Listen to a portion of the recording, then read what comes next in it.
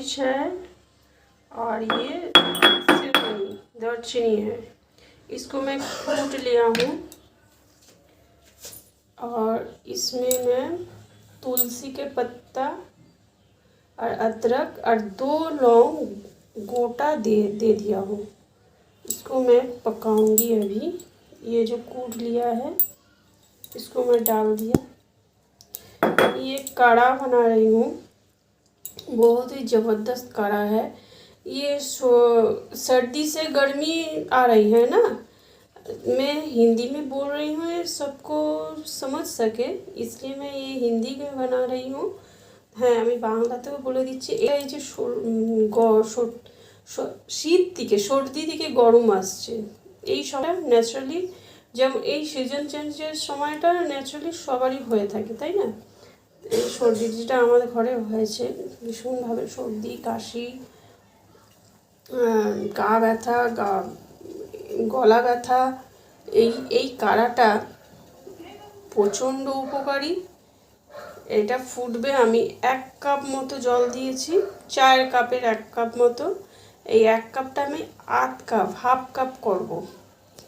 এই কাড়াটা ফুটবে এখন। তারপরে দেব আর একটা খুব প্রয়োজনীয় জিনিস।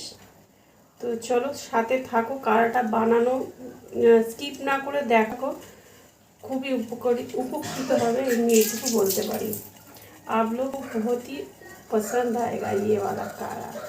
তো দেখো বন্ধুরা, আমার কাড়ার কালারটা কতটা চেঞ্জ হয়ে গেছে।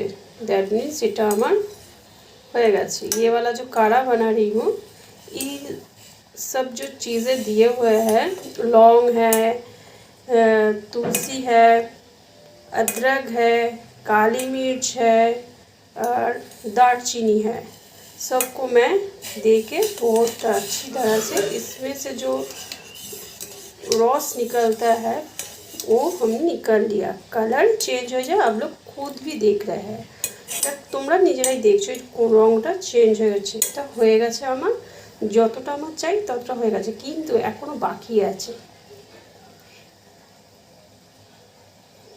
এই যে এখানে দেখতে পাচ্ছ গুড় একটা আমার, ওই এটা কি আখের গুড়ের ডালা যেটাকে বলে না, ভেলি গুড়। হ্যাঁ, এই গুড়টাকে আমি এবার এই যে এটা দেখছো এটাতে আমি একটু কুড়ে ওর মধ্যে দেব। তো দেখো বন্ধুরা, আমি গুড়টাকে কুড়ে নিয়েছি।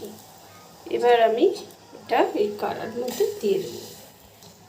এবার এটাকে আমি এই কাড়াটা বেস্ট আমার কমপ্লিট হয়ে গেছে। আমি গুড়টা দিলাম, ও গুড় দিয়ে আমি বেশি ফোটাবো না, তো আমি গ্যাস অফ করে দিলাম।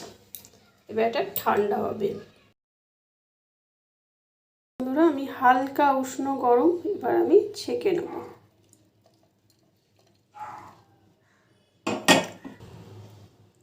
দেখো বন্ধুরা, কাড়া আমার রেডি।